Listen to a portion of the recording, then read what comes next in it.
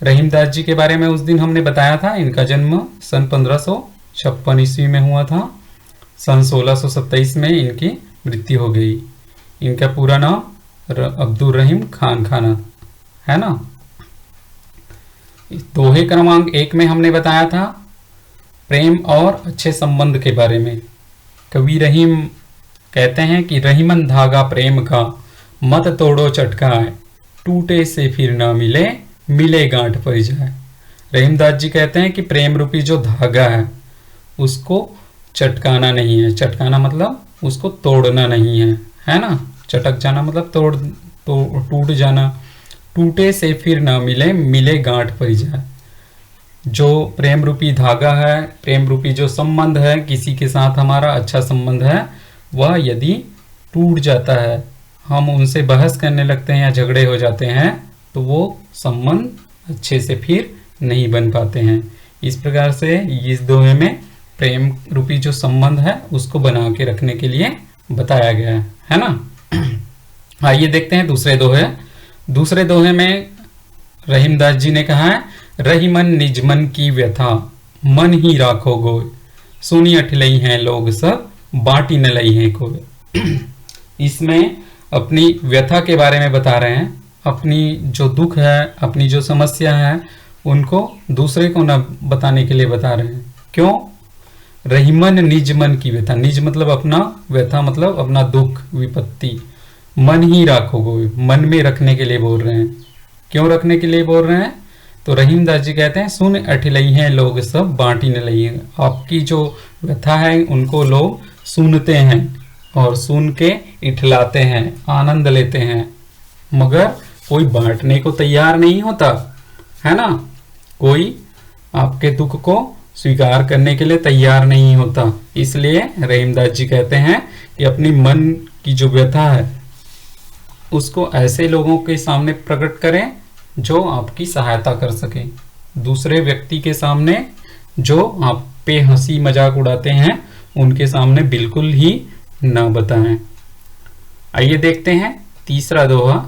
तीसरे दोहे में रहीमदास जी ने कहा है, एके साधे सब सधे, सब साधे सब जाए, रहीमन मूल ही सींच बो, फूले फले अघाए। एक साधने से सब सज जाता है, अर्थात एक काम को करने से सब काम आसानी से हो जाता है। अर्थात हमने जो लक्ष्य निर्धारित किया है उसको पाने के लिए हमें उस पर ही ध्यान केंद्रित करना चाहिए, दूसरी तरफ ध्यान नहीं भटकाना चाहिए, ताकि हम आसानी से उस लक्ष्य की प्राप्ति कर सकें।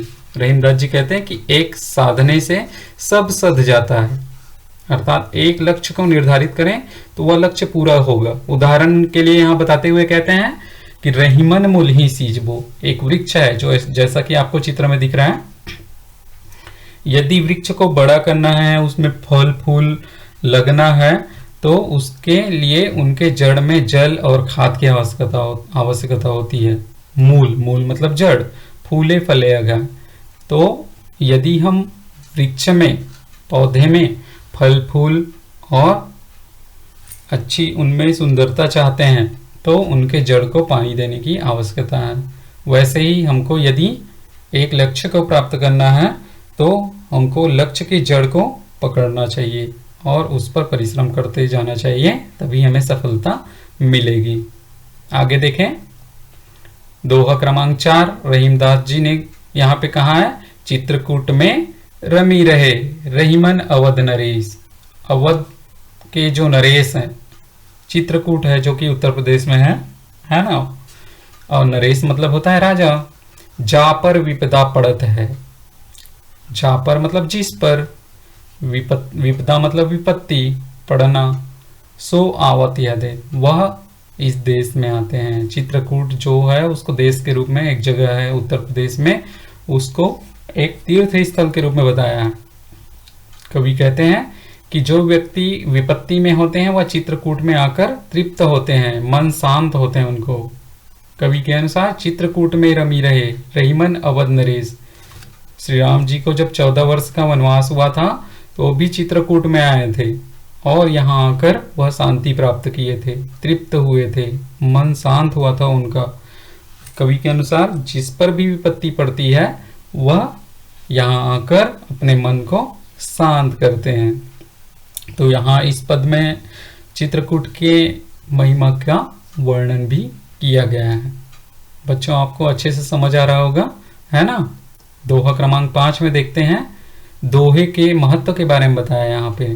दोहा, है ना, भले ही इसमें 4 चरण और दो लाइन के ही होते हैं, मगर दिखने में ये छोटे होते हैं, मगर इसके अर्थ बहुत बड़े होते हैं। ज्ञान का भंडार छिपा होता है इन दोहे में।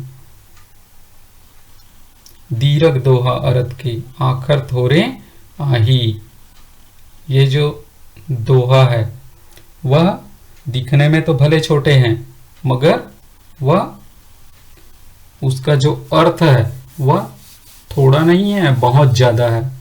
जो रहीम नट कुंडली सिमटी कूदी चढ़ जाई, जैसे छोटे से जो कुंडली होते हैं, घेरा होते हैं, उसमें नट है, वह कूद के निकल जाता है। दिखने में वो छोटा होता है, मगर उसमें से वो निकल जाता है। तो दोहा का अर्थ भी बहुत बड़ा होता है, छोटा नहीं होता है ना।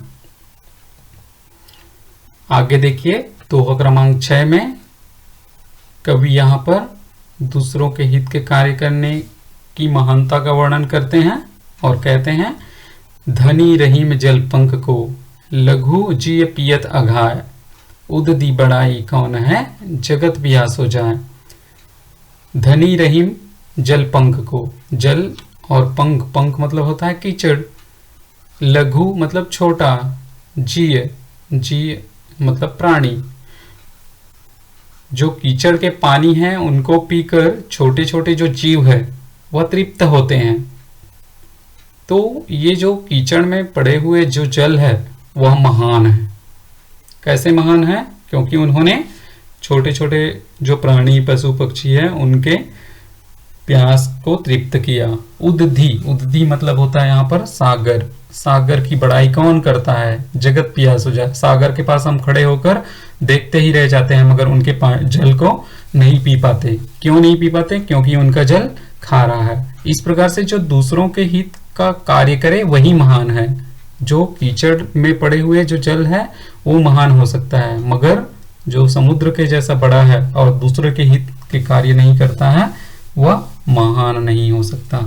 तो इस प्रकार कवि रहीम ने यहाँ पर जो छोटे लोग हैं जो दूसरे के हित के काम करते हैं उनकी महानता का वर्णन किए हैं।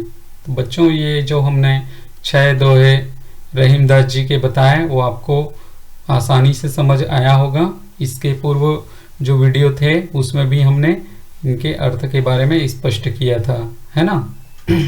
अब आपको कुछ गृह कार्य करने हैं, प्रश्न दिए जा रहे हैं। उन प्रश्नों के उत्तर अपनी अभ्यास पुस्तिका में पुनः लिखना है। पहले दोहे में क्या नहीं तोड़ने के लिए कवि कह रहे हैं। दूसरे दोहे के अनुसार हमें अपनी व्यथा किसे बताना चाहिए, किसे नहीं बताना चाहिए और किसे बताना चाहिए। हमने यहाँ पे प्रश्न थोड़ा परिवर्तन किया है, उसको ध्यान दीजिएगा। तीसरे दोहे के आधार पर हमें लक्ष्य प्राप्ति के लिए क्या क्या करना चाहिए, इनको आपको लिखना है दोहे के आधार पे। चित्रकूट की विशेषताओं का वर्णन कीजिए और 5वें और 6वें दोहे में क्या संदेश दिया गया है इसको अपने शब्दों में वर्णन करना है। तो आशा करता हूँ कि आपको यह जो पाठ है अच्छे से समझ आया होगा। अगले वीडियो में अगले भाग के साथ पुनः मिलते हैं। तब तक के लिए बहुत बहुत धन्यवाद।